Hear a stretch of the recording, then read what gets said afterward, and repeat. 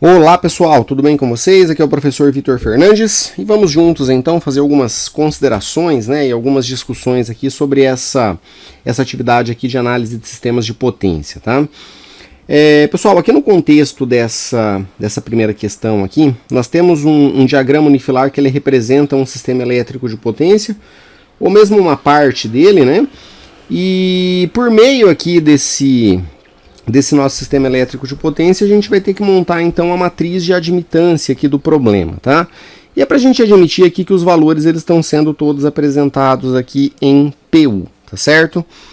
Bom, pessoal, algumas considerações rápidas aí, só para a gente entender o foco e onde é que a gente vai chegar aqui na atividade, né? É o seguinte, nós temos aqui então esse sistema que ele é composto aqui por 4 barras, que vocês estão vendo, temos aqui a barra 1, 3, 2 e 4, tá? E eu sempre gosto de pensar numa barra, pessoal, para que fique bem claro aí, tá? Que uma barra ela costuma geralmente ser aqui uma subestação, tá certo?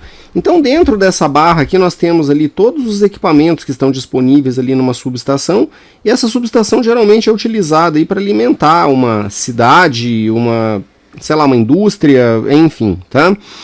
Então ela envolve todos os equipamentos aí, basicamente, que a gente tem dentro de uma subestação, tá? Então, se vocês observarem aqui, ó, eu teria a barra número 1, tá?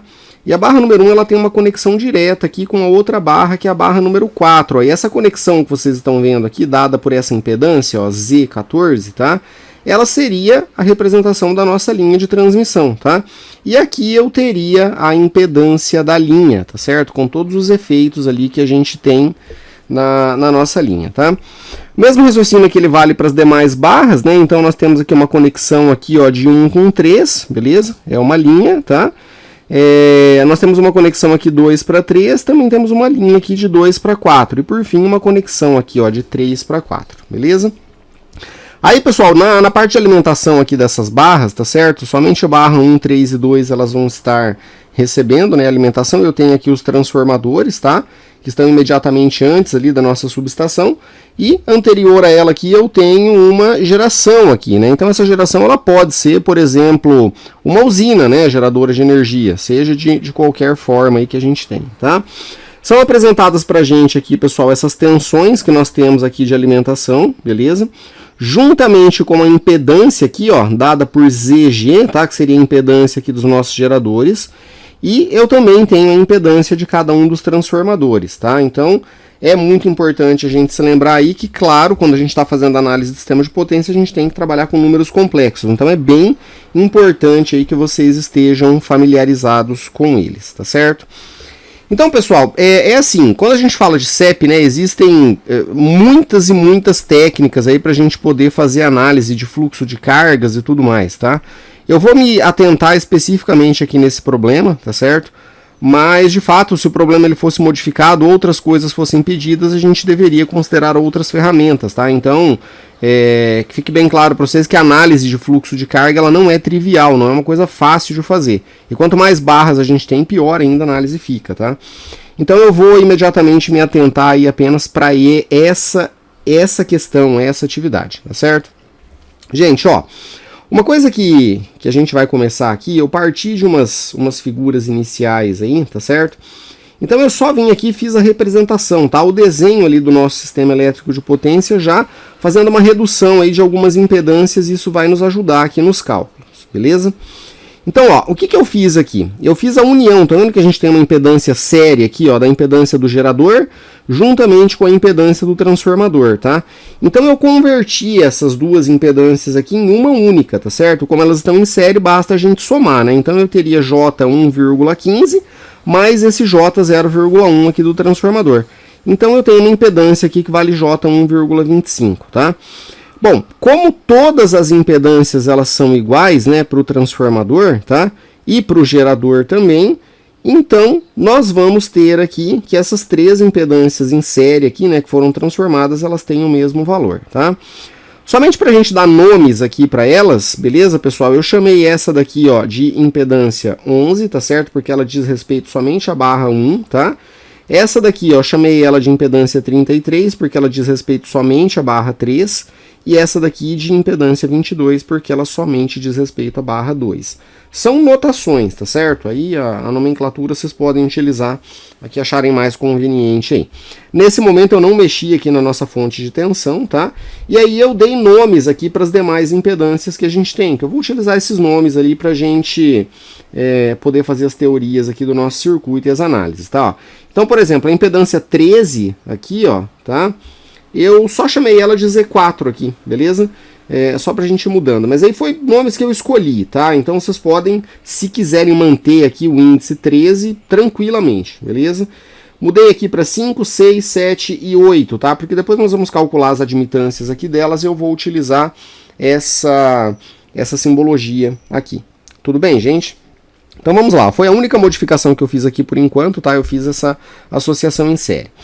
E aí, pessoal, é que a gente vai começar aqui a fazer o desenvolvimento do nosso circuito, tá? Então, no caso dessa atividade aqui especificamente, tá certo? Isso vale para outras também, tá? Outras distribuições, depende mesmo do que é pedido. A gente pode utilizar todas as teorias que vocês aprenderam lá na disciplina de circuitos elétricos, pessoal, porque no fim das contas, todo esse sistema elétrico de potência aqui, ele é um circuito elétrico, tá? Só que ele está alimentado com várias fontes, né? E nós temos impedâncias complexas, beleza? E aí, ó, uma forma que nos deixa bem tranquilos aqui para poder resolver esse problema é o seguinte, tá?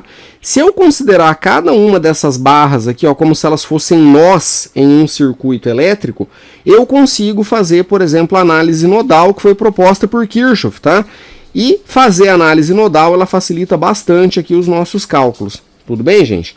Então, essa daqui a estratégia que nós vamos utilizar para poder resolver esse problema. Vamos aplicar a análise nodal e enxergar isso aqui tudo como se fosse um circuito elétrico, onde os nós são cada uma dessas barras aqui, tá? Então, como nós temos 4 barras, nós vamos montar uma equação matemática para cada uma das barras. Então, nós vamos cair aí, no final das contas, em um sistema que possui 4 equações, tá certo? Nesse caso aqui, serão equações lineares, tá? Então, vai ficar um pouquinho tranquilo da gente resolver ali por Kirchhoff. Mas o problema do fluxo de carga é que nem sempre a gente tem resultados com equações lineares, né? E aí a gente precisa aplicar outras técnicas, tá? Métodos numéricos, análise computacional, depende mesmo do problema, beleza? Então, ó, avançando aqui no nosso cálculo, pessoal, nós vamos começar então a fazer a aplicação ali dos teoremas de Kirchhoff, tá? Então, ó, o que a gente sabe ali desde dos nossos teoremas, tá? Vistos lá em circuitos elétricos. Eu quero que vocês percebam que eu tenho aqui uma fonte de tensão e essa fonte de tensão ela está conectada em série aqui com uma impedância, tá? Vamos dizer, só para facilitar, uma resistência, beleza? Mas não é uma impedância, tá? Então a gente viu lá em circuitos elétricos, pessoal, um teorema que era chamado de teorema de transformação de fontes. E ele funcionava assim, ó, se você por acaso tivesse uma fonte de tensão conectada em série aqui com uma resistência, ela pode ser transformada em uma fonte de corrente, tá certo? Conectada em paralelo com a mesma resistência. E se a gente fizer essa transformação de fontes aqui, pessoal, isso facilita bastante aí a nossa análise, tá? Não que seja obrigatória, dá para fazer sem, beleza? Mas eu quero deixar aí a menor quantidade de cálculos possível, que vocês já vão ver que vai dar bastante cálculo aqui na nossa atividade, tá? Então, ok. Outra coisa também que é importante que a gente entenda, antes de começar aí os cálculos que a gente tem que fazer, é o seguinte, tá? Eu quero que vocês percebam que o problema pediu para que a gente encontre uma matriz de admitâncias, beleza? E deve ficar bem claro para vocês que a gente também poderia encontrar a partir daqui uma matriz de impedâncias desse circuito. Só que trabalhar com impedância, pessoal, ele deixa o cálculo um pouquinho mais complexo, tá? E eu vou falar para vocês o porquê. Ó, nós vamos então equacionar esses nós aqui. A gente vai então aplicar lei de Kirchhoff das correntes, né? A nossa LKC. Pessoal, vocês se lembram lá que para a gente calcular corrente elétrica, a gente faz tensão dividido por impedância, no caso aqui de um circuito em corrente alternada, certo?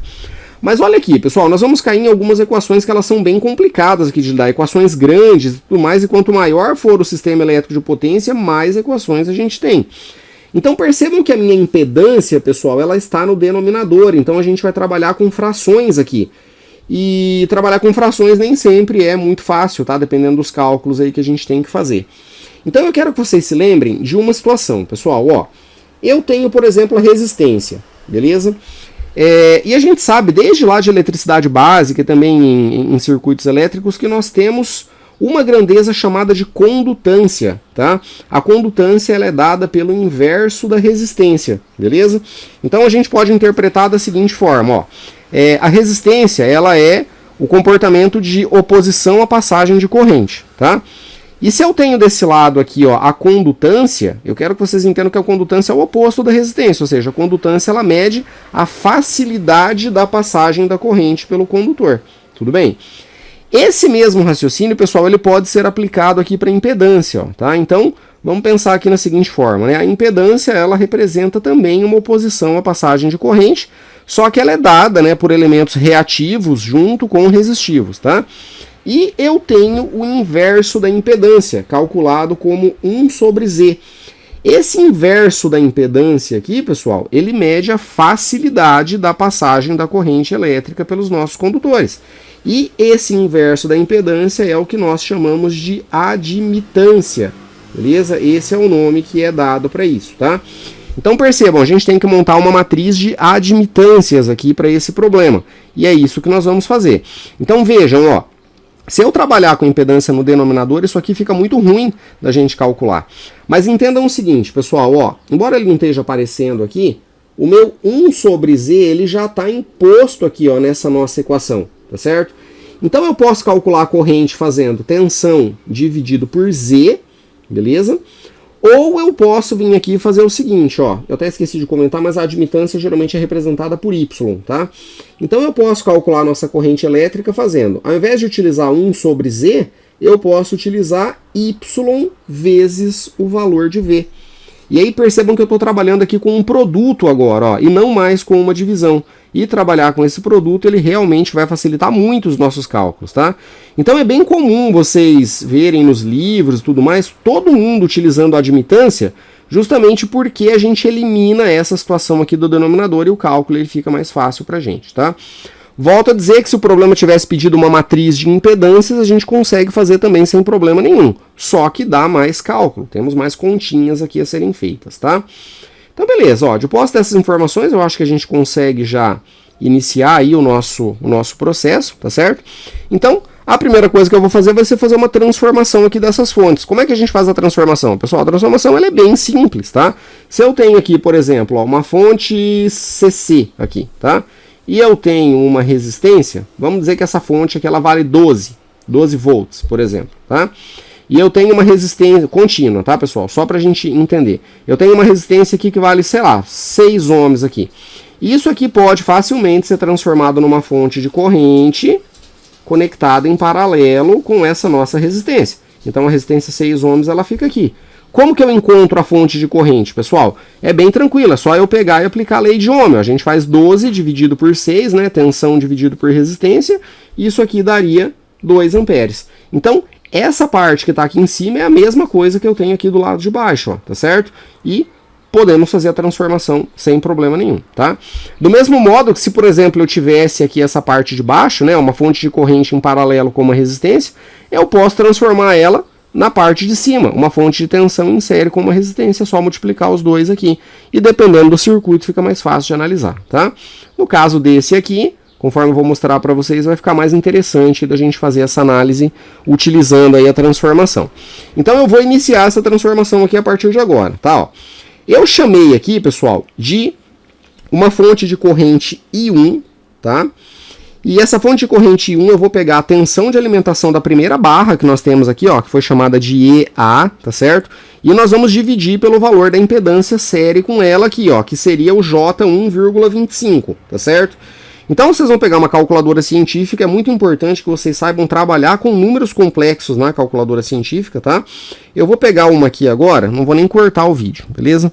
Deixa eu pegar a minha boa e velha Calc ES aqui, e eu vou fixar ela aqui. Opa, pera aí que ela sumiu. Vamos lá, deixa só eu fixar ela aqui, ó. Beleza.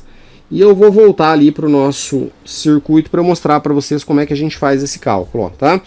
Lembrando que essa calculadora científica aqui é um aplicativo, tá certo? Se vocês por acaso têm sistemas Android aí, o nome dessa calculadora ela é Calc ES, tá certo? Eu recomendo fortemente que vocês baixem ela. E se vocês por acaso têm dispositivos com iOS, tá? O nome dessa calculadora ele é Ncalc, beleza? Ambas elas são gratuitas, tem algumas funções pagas aí também, mas para o que a gente vai trabalhar ela serve bastante. E essa calculadora também ela é uma emuladora daquela calculadora Casio FX991, tá pessoal? Então se vocês tiverem aí a Casio FX991, a metodologia de cálculo é bem semelhante, beleza? Então vamos lá, ó. Primeira coisa, né? A gente vai trabalhar com números complexos. Observem que o de cima está na forma polar e o de baixo ele está na forma retangular, ó. Ele está no formato aqui de J, né? Temos até um número imaginário puro aqui, tá? Então, para isso, se vocês vão trabalhar com um número que tem ângulos, é muito importante que a calculadora de vocês esteja configurada para trabalhar com ângulos. Então, ela tem que estar em deg, ó, degrees. Ela não pode estar em radianos e nem em grado, tá certo? Certifiquem-se de que ela esteja em deg, tá? Então, para fazer esse cálculo aqui, eu vou começar com um botãozinho de fração na calculadora. Nós vamos colocar aqui, ó, 1.5, tá? Vou vir aqui para o lado de baixo. Percebam que... Opa, aqui em cima. Volta. Percebam que o símbolo de ângulo aqui, ó, ele fica em cima desse sinal de inversão do negativo aqui, né? Então a gente pode vir aqui com Shift e o ângulo, ó, beleza? E nós vamos colocar 0 graus. E aqui a gente vai vir e vai fazer dividido pelo número na forma retangular. O J, né, na calculadora científica, ele é representado por I aqui, né, pessoal? Então, a gente vem aqui com o Shift I, tá em cima da tecla de engenharia, né? E a gente coloca 1.25, beleza? Quando a gente aperta o igual aqui, pessoal, ó, percebam que por padrão essa Calc S, ela entrega para mim o número na forma retangular, tá certo? Mas é só a gente vir aqui dar um toquezinho em cima dela que ela faz a conversão para a forma polar imediatamente, ó. Então ela dá 1,2 com um ângulo de fase aqui de menos 90 graus, beleza? Ou caso vocês preferem trabalhar aí também com 1,2 negativo J, né? Ou seja, menos J 1,2, também pode, tá? Eu vou deixar ela aqui na forma retangular porque eu gosto mais, beleza? Então vamos lá, essa daqui seria a nossa fonte de corrente para a primeira, tá? Para a segunda, pessoal, a gente faz o mesmo cálculo, vocês estão vendo? Eu vou pegar a segunda, né, a nossa da segunda barra, né, a alimentação da segunda barra, tá? E só que agora ela tem um ângulo de fase de menos 36,7, né? Então, dividido pelo mesmo número ali, ó, beleza? Então eu só venho aqui na calculadora e coloco, eu não vou fazer todos não, tá, pessoal? Mas só para mostrar para vocês os primeiros aí, ó, 36,7, certo? A hora que a gente aperta o igual aqui, ó, tá? A minha calculadora ela dá o resultado na forma retangular, por padrão, mas vocês podem clicar aqui, ó, em cima do número, ela vem e faz a conversão automática para a forma polar, estão vendo, ó? Então, fui fazendo isso aqui para todos eles, tá? Eu vou minimizar a minha calculadora agora, beleza? Então é importante que vocês se familiarizem com as calculadoras de vocês, beleza? Qualquer coisa, leiam o manual, procurem vídeos na internet aí sobre como usar a calculadora aí com números complexos. Então beleza, ó. Uma vez que eu tenho as fontes de corrente, tá? Eu vou então redesenhar esse circuito novamente e agora eu vou fazer a transformação de fontes, ó. Então lembrem, eu vou trocar a fonte de tensão e a impedância série por uma fonte de corrente conectada em paralelo com a nossa impedância aqui, tá? Ah, gente, só uma coisa que eu esqueci de colocar no desenho, mas eu vou colocar agora, é muito importante, ó. Todas elas estão conectadas no potencial de referência, tá? Então isso é importante aí para os nossos cálculos, beleza? Já já que eu mostro para vocês o porquê. Então vamos lá, redesenhando aqui o circuito, tá? E outra coisa que eu também não posso esquecer. Eu falei para vocês ali das admitâncias, né? Então nós vamos calcular essas admitâncias também. Lembrando, pessoal, a admitância Y ela é dada pelo inverso da impedância, ó, 1 dividido por Z, tá certo?